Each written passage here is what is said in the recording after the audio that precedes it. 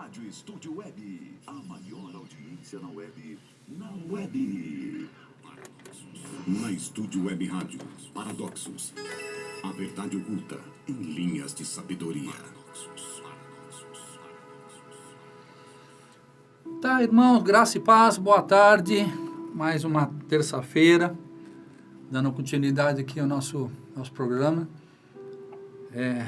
com o nosso compartilhamento. Oi, crente! Pensa que escapar dessa, mas não vai não. Esse é o meu refrãozinho aqui. Né? Eu falo que fala, é jargão, né? Como é que fala? É isso, já. Bordão, né? Bordão, né? Esse é o bordão do Tex. Oi, crente! Você passar por mim em Caraguá e fala, não precisa falar paz, pastor, não. Fala, oi, crente! Já sei que tá aí. Vai ter um bônus para você no céu.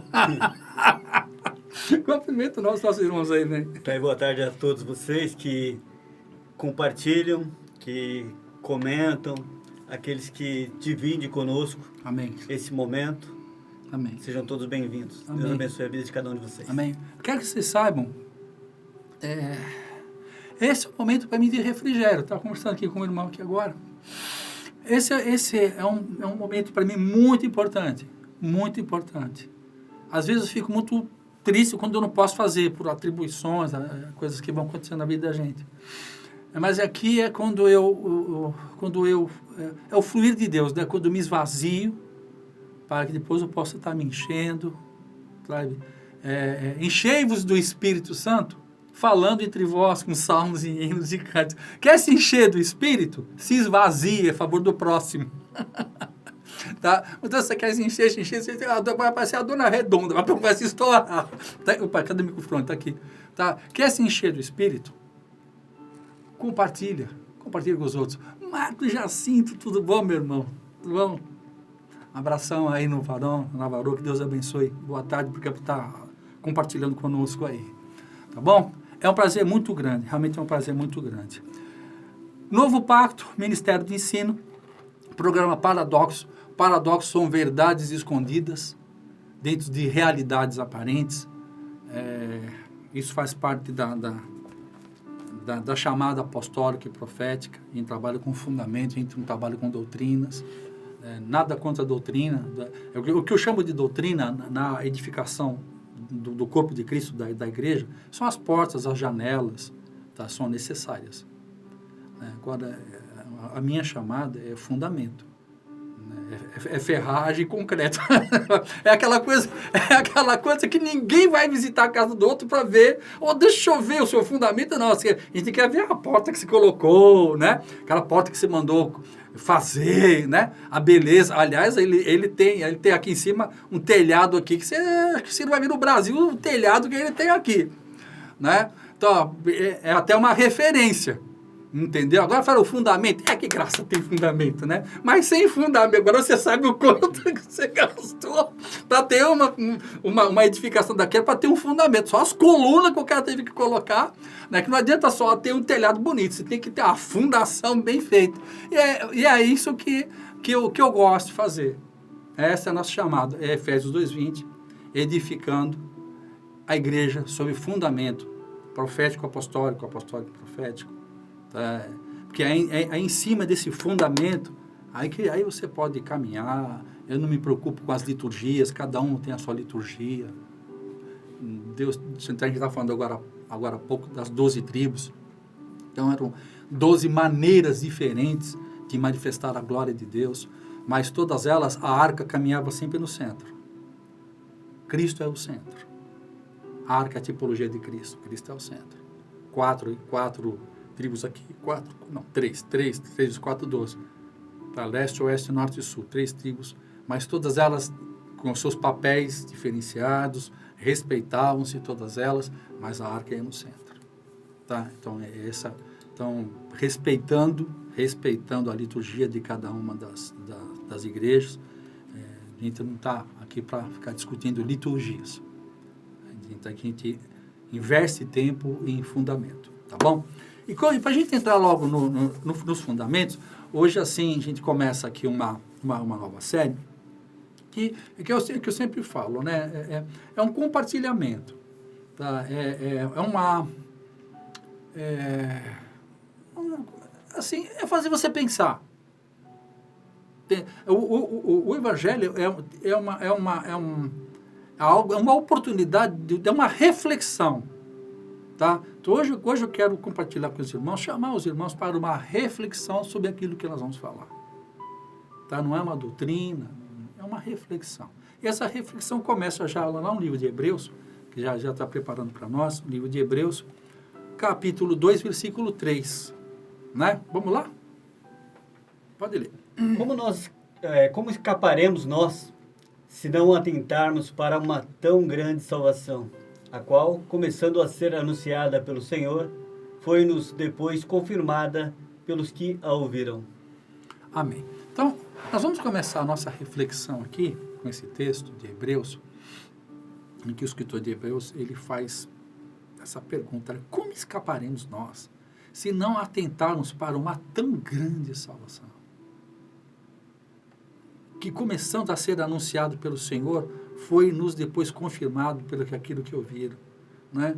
E aqui ele fala, né, sobre negligenciar. Né? Como escaparemos nós se não atentarmos para uma tão grande salvação, se nós não atentarmos, se nós negligenciarmos? E é interessante que, à primeira vista, quando nós lemos esse texto, que fala assim, que está negligenciando essa tão grande salvação, a gente pensa na salvação de nós mesmos. Mas o Evangelho aqui, ele é muito mais profundo. Ele não está falando de estarmos negligenciando a salvação de mim. Tá? Ele está falando que você estaria negligenciando tão grande salvação se você só pensasse em você. Por quê? A salvação nunca foi o propósito. A salvação sempre foi o meio. A salvação foi para restaurar uma condição primeira. Por exemplo, vamos supor que nós estamos aqui em Caraguatatuba, eu quero subir a Taubaté. Ok? Então, niki que eu estou subindo a serra, de repente ali, fura um pneu. Pode acontecer com qualquer um, carro de rico, de pobre, pode acontecer com qualquer um. Fura um pneu. Aí eu paro, tiro aquele pneu, coloco um outro pneu e continuo. O meu objetivo era ir para Taubaté. No meio do caminho havia um prego. Havia um prego no meio do caminho. Está entendendo? Então, essa troca de pneu não era o motivo da minha viagem. Mas apareceu essa questão da viagem. E foi necessário efetuar essa troca de pneu. Então, é a mesma coisa com respeito à nossa salvação. A salvação que Deus planejou não foi um acidente, mas foi algo planejado. Por isso que fala de uma tão grande salvação. Porque era o plano dele. Porque a maioria de nós conhecemos o Jesus que foi crucificado há 2000 anos atrás. Mas quando você lê lá em Apocalipse, fala do Cordeiro que foi imolado antes da fundação do mundo. Vai buscar lá. Dá um Google, aí você vai ver lá. O Cordeiro foi imolado, o Filho foi imolado antes da fundação do mundo. O Cordeiro foi crucificado no dia que se chama hoje da nossa existência. Tá? Então, a crucificação de Jesus já estava dentro do projeto antes da fundação do mundo. Então, antes que houvesse luz, já houvera cruz. Só por aí já vai quebrando alguns paradigmas. Então, quando você vê ali a história de Abraão levando em sacrifício a Isaac, aquilo era uma tipologia.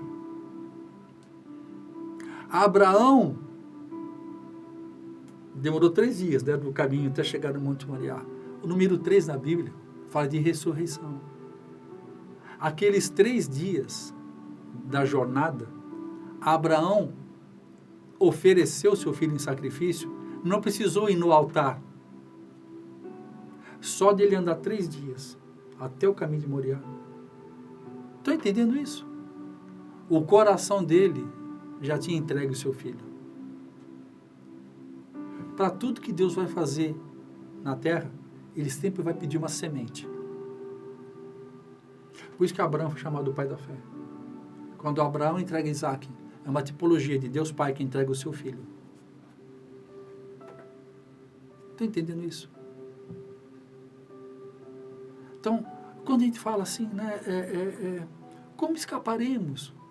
Não, fala escapar, não fala no sentido assim, não fala no sentido pesado, fala assim, poxa, eu nunca entendi o motivo da minha salvação. Permita-me fazer uma pergunta para vocês que estão assistindo a gente aqui. Você sabe por que você foi salvo? Você sabe para que você foi salvo? Ah, fui salvo para me salvar. Não somente isso. Salvar você foi um meio para Deus chegar em um lugar muito mais além. Ele salvou você para fazer com você alguma coisa. Deus não te salvou para fazer para você. Deus te salvou para fazer com você. E como escaparemos desse peso? De chegar naquele dia no trono bema. Ele fala, cara, eu te salvei para salvar. E você ficou preocupado somente em se salvar. Mas aquele que tenta salvar a si mesmo, mas aquele que perder a sua vida por mim ganha lá. Então, a mensagem do novo pacto, o ministério do novo pacto, tem a ver com isso. Nós estamos conversando aqui um pouquinho agora, antes de entrar no ar, né? Jesus Cristo. Vocês já perceberam que pouco se fala a respeito do Evangelho do Cristo Jesus? Eu mesmo, 36 anos de Evangelho. A gente sabe onde Jesus nasceu, onde Jesus... A gente sabe tudo a respeito de... A gente fala muito a respeito de Jesus, mas fala-se tão pouco a respeito do Cristo. Falar de Cristo é a mesma coisa que aqueles filmes americanos. Acaba, né? The End, foram felizes para sempre. Nunca fala depois do filme. Por quê? Sabendo que para nós, o Jesus cumpre a promessa aos judeus e aos gentios. Para os gentios é o Cristo. Porque nós não estávamos debaixo da lei. Que a lei estava para os judeus. Então ele cumpre a promessa a Isaac, aqueles que morreram na promessa em Jesus. Então, isso também somos em Cristo Jesus enxertados na raiz. Em Abrão nós somos. Quando Deus faz essa promessa para Abraão, ele faz essa promessa antes do Velho Testamento. Por isso que fala, aqueles que são filhos da fé são filhos de Abraão. Não está falando de Novo Testamento nem Velho Testamento. Porque essa aliança, esse pacto eterno que Deus faz com Abraão, ele faz anterior à lei. Só que nós não conhecemos isso. E errais por não conhecer as Escrituras. E o meu povo padece porque lhe falta conhecimento. Conhecimento do quê? Natureza. Da onde eu vim. Para o céu eu não vou. Para o céu eu vim. Para o céu eu vou voltar. Quem eu sou. Natureza e identidade. E o propósito. O propósito de saber de onde eu vim, quem eu sou. Tem um propósito nisso. E esse é o propósito. 3 fundamentos que Jesus fez. Vinde a mim, todos vós que estáis cansados e oprimidos. Depois que o povo veio, ele fala a segunda. Vinde após mim, que é a euestesia, que nós já falamos sobre isso, que é o processo de amadurecimento. Mas tem o terceiro e último. Qual é? Ide em meu nome. O ide em meu nome. Está cada vez mais vinde, permanecer, vinde, mas ninguém faz mais o ide. E eu não estou falando do ID para sair por aí pelas estradas. Estou falando do ID, ele está falando no sentido de propósito. As nossas reuniões abençoadas, glória a Deus, as nossas reuniões de domingo. O domingo é o primeiro dia da semana, filho, não é o final de semana, não. Ah, filho, né? O weekend, vou passar o final de semana. Não, o final de semana é na sexta-feira, é no sábado. Domingo é o primeiro dia. Então é a tua primícia. Então, a tua primícia, como primeiro a gente ouve para depois obedecer, então as nossas reuniões de segunda-feira, que é o primeiro dia da semana, era você ouvir por intermédio dos ministérios da igreja, ouvir Deus ali na comunhão dos santos e o resto da semana cumprir aquilo que Deus mandou você fazer. Mas como até isso nós somos de trás para frente. A gente né, não vejo a hora de chegar sexta-feira. Entende? Como se fosse aquilo o fim. Nós temos que inverter isso. Nós começamos com Deus. Ai, não vejo a hora de domingo para buscar algo de Deus. Cara, você já tem que ter buscado no domingo passado. As tuas reuniões de domingo, as nossas reuniões de domingo, não era para buscar algo de Deus, mas era para entregar aquilo que Deus mandou você fazer durante a semana. Só aí já vê que o negócio já está meio... Você lembra qual é o exemplo de Jesus? Jesus subia a montanha, ele começava o dia lá em cima, na presença do Abba, Pai. Depois ele descia, cumpria aquilo que ele tinha que fazer, no final do dia ele estava na presença do Pai. Ouvia, obedecia, puxa o ar, solta o ar, o fluxo. Ouvir, que em hebraico é shema em hebraico, por exemplo, nós temos dois verbos, ouvir e obedecer, são dois verbos. Em hebraico não tem esses dois verbos, tem uma palavra, shema é ouvir e obedecer, porque a gente pode ouvir e não obedecer, né? No hebraico não existe isso. Fala, Shema Israel, Adonai Eloheinu, Adonai Erra. Ouvi e obedecei, Israel, o Senhor é Deus e o Senhor é um. E acabou. Entende? Não tem segundo turno, não tem terceira via, é isso e pronto, Zé Fini. Então, partir dessa primícia é que nós vamos estar fluindo em Deus. Deus fala, eu obedeço. Deus fala e eu obedeço. Ok? Então, como negligenciarmos tão grande salvação? Essa palavra negligência, tem algumas traduções, negligência, ali está outra palavra ali, né? Foi usado uma outra ali? Atentarmos ali, né? A palavra negligência, vou só dar um detalhezinho aqui, que é a falta de cuidado, a falta de atenção, a distração. Tá? A falta de administração, como os talentos, sempre que Deus deu talentos, para um tanto, para outro tanto, para outro tanto, e pediu deles a administração do bem que recebeu. A salvação não é para você administrar no sentido, com medo de perder. Com medo de perder, meu filho. A salvação é o talento que Deus deu para você multiplicar. Não é para você que está com medo, enfiar na terra e não vejo a hora do Senhor voltar. Deus falou, você serve infiel. A salvação é a autorização que ele te deu para fazer aquilo que ele... O que ele falou para Adão lá em Gênesis? Ele abençoou Adão. Diz lá, Deus abençoou Adão e falou, crescei, multiplicai e dominai a terra. Olha que lindo. Deus não mudou, filho. Deus não mudou, Deus está no mesmo negócio de te abençoar, te dar crescimento e falar para você, redime a terra. Daqui a umas semanas nós vamos entender o que é isso, redimir a terra. Dá uma palavra em hebraico que é coar. Né? Coar café. É igual, o som é igual. Quando você vai no lugar onde Deus quer, a terra frutifica, A terra dá a resposta. Como a maioria de nós está fazendo, está onde nós queremos, você não está onde Deus quer que você esteja, você não coar. A terra não dá o fruto. Isso estou falando de espírito, alma e corpo, em todas as esferas.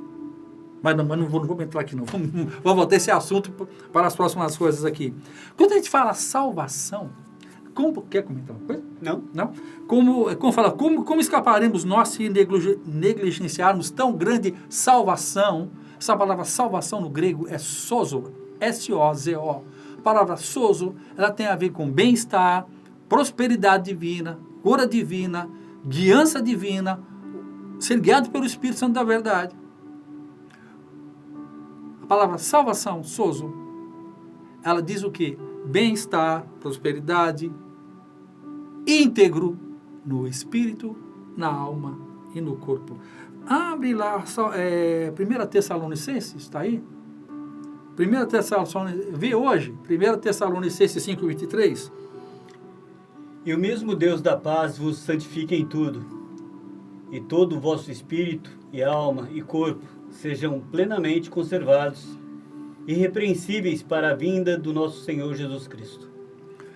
Quando eu conheci esse versículo, eu já tinha uns 7 anos de convertido. Me respondeu várias perguntas. Tem muita gente que não sabe que tem diferença de espírito e alma. Confunde espírito com alma, filho. E se vocês confundirem espírito com alma, você pensa que Jesus salvou a tua alma. Jesus não salva a tua alma, não. A alma é você quem salva. Jesus, pelo novo nascimento, salva o teu espírito. Salvo pela graça, mediante a fé. Então, quando ele fala lá, e o mesmo Deus de paz, vos santifica, a palavra santo, kadosh, separação, separar para tratar, para individualizar. E o mesmo Deus de paz vos santifique em tudo, ponto e vírgula, em todo o vosso espírito, vírgula, alma, vírgula, e corpo. Isso nós estudamos em 94, 95, uma matéria chamada merismos, que é baseado lá no livro de Hebreus 4, versículo 12. A palavra de Deus é viva, eficaz e poderosa para separar espírito e alma. Que quantas coisas, cara. Porque, sabe por que eu estou falando isso, gente? Porque eu era salvo, tinha nascido de novo, mas eu cometi uns pecados tão doidos que eu falei, não sou salvo. Aí eu ficava confuso. Eu falei, como é que pode um cara que aceitou Jesus como eu fazer as coisas que eu fazia? E não conseguia deixar de fazer. Até que eu entendi, indo na escola, no Ministério de Ensino, apóstolo, profeta, pastor, evangelista e mestre, que tirou a cera das minhas orelhas. Tá entendendo? Eu entendi porque a salvação que aconteceu no meu espírito foi um sucesso.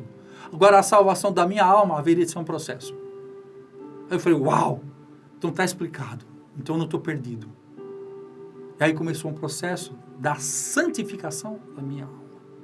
Salvação do meu espírito é um sucesso. Palavra do novo nascimento. Pá. A santificação da minha alma é um processo. Pelos 5 ministérios, pela lavagem, pela palavra, pelos 66 livros, por estar em comunhão entre os irmãos, deixar Deus trabalhar, usar a boca do irmão para falar no meu coração. Por isso que fala quão bom e agradável é que vivamos como irmãos. Por isso que não existe crente avulso.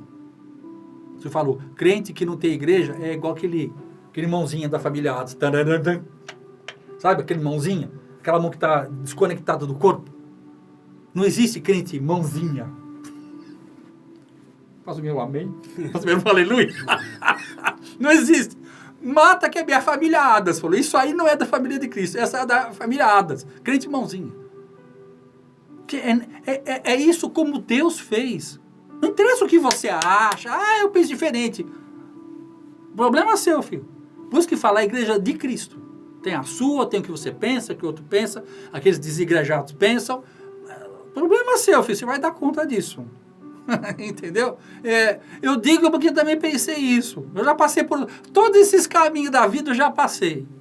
Então, por isso que eu dou glória a Deus por isso, sabe? Porque você não sabe o que eu passei por isso também. Você não fez o que eu fiz, e fiz com chantilly, fiz com molho, fiz mais, tá? Então, a gente tem experiência nisso. E falo isso não para me achar melhor do que os outros, muito pelo contrário, para que a gente possa ter uma linha de comunicação. Porque a maioria das pessoas tem mania de mostrar as suas virtudes e esconder os seus defeitos. Eu não faço isso, não. Se a gente quiser ter uma linha de relacionamento na verdade, cara, eu vou te contar muito mais os meus erros do que os meus acertos. Eu errei muito mais do que acertei. Agora, os acertos que eu tive foram definitivos. Glória a Deus. Isso que é legal. Ok? Quando a gente fala espírito, alma e corpo, a salvação no meu espírito é um sucesso instantâneo. Assim, assim, assim, assim, assim. Na minha alma é um processo, que nós já falamos. E o corpo, a decisão da santificação, mortificando as obras da carne pelo Espírito. Se pelo Espírito mortificadas as obras da carne, você jamais vai conseguir mortificar as obras da sua carne pela lei. Porque a lei nunca justificou ninguém. Por isso Deus tem que falar, vós sois ministros competentes de um novo pacto. Não da letra. Deus mesmo falando contra ele. 2 Coríntios 3,6. Ministros competentes não da letra. Porque a letra mata. Que letra que está falando?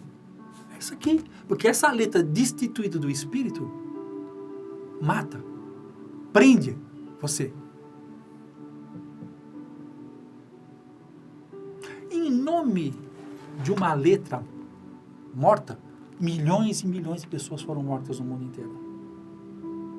Com o nome de Guerra Santa. Não é verdade?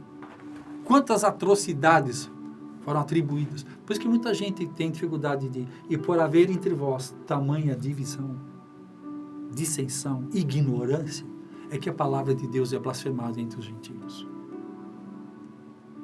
Vamos caminhando? Vamos embora lá. Isaías 43:10. Vós sois as minhas testemunhas, diz o Senhor, o meu servo, a quem escolhi, para que saibais que e me creiais, e entendais que eu sou o mesmo. E antes de mim, Deus nenhum se formou, e depois de mim, nenhum haverá. Amém. Vós sois minhas testemunhas, diz o Senhor. Aí nós já falamos, você vai ver. Esse vai ser um versículo que nós vamos usar muito, esses versículos.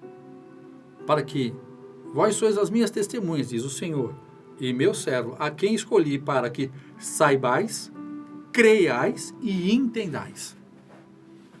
Eu posso saber muita coisa, posso crer em muita coisa, mas se eu não entender o que eu sei e creio, para nada eu vou servir.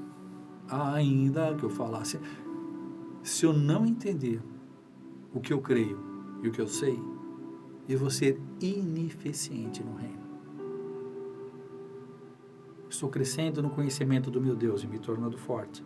Por isso farei proezas no maravilhoso nome de Jesus. Vocês estão entendendo porque aos pouquinhos o inimigo foi manietando os dons da igreja? Foi sobrando para o pastor ter que fazer tudo isso. E a chamada pastoral, se o cara tem um chamado pastoral, ele não vai conseguir se aprofundar para ser um mestre. E o aprofundar, quer dizer, no conhecimento, se ele tiver uma chamada, porque senão vai pesar para caramba. Para ser mestre, para quem tem a chamada de mestre, já não é fácil, não. Também imagina para quem não tem a chamada. Assim como é difícil para um mestre os atributos e as atribuições pastorais.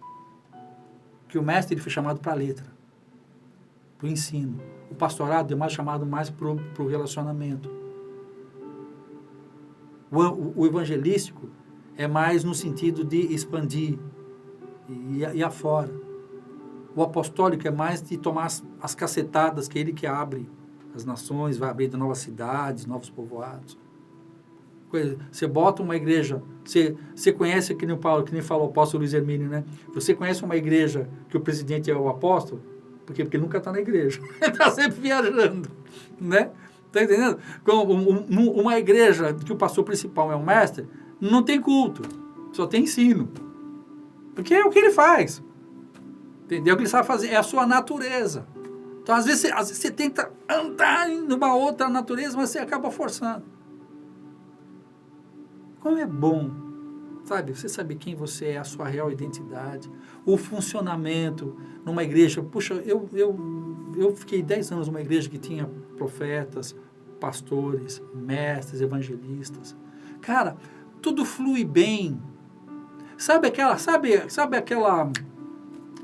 outra, até água na boca. Aquele rodízio. Nossa, misericórdia. Estou precisando pegar um churrasco. Sabe aquele rodízio, cara, que vem aquela picanha, aquela maminha, aquela linguiça. Sabe, você é bem servido, cara, você sai de lá, você fala, misericórdia, agora tem que ficar, passar uns 10 dias aqui. Você é bem servido. Esse é o plano da igreja, cara. Você vê os ministros fluindo, sabe, na sua verdadeira natureza. Corre bem para todo mundo e ninguém se cansa. É igual um rolamento, sabe o rolamento? Tem aquelas bolinhas, aquelas esferas do rolamento, que ele chama-se burn. Burn é fazer um movimento com o menor esforço possível. O cara que inventou o rolamento é um gênio. Que ele criou um movimento com o mínimo de desgaste. Então, a genialidade do rolamento. Agora, quando entra uma areinha ali, dá uma mudança, você pode ver a tristeza, emperra, o sistema não funciona, porque ele tem uma maneira de funcionar. É uma roda dentro de uma outra roda, igual dizer que é uma roda dentro de uma roda. Aquilo é um rolamento, sempre que se movia uma, se movia a outra. É uma coisa maravilhosa que tem sobre isso aqui. Então, saibais, creiais e entendais.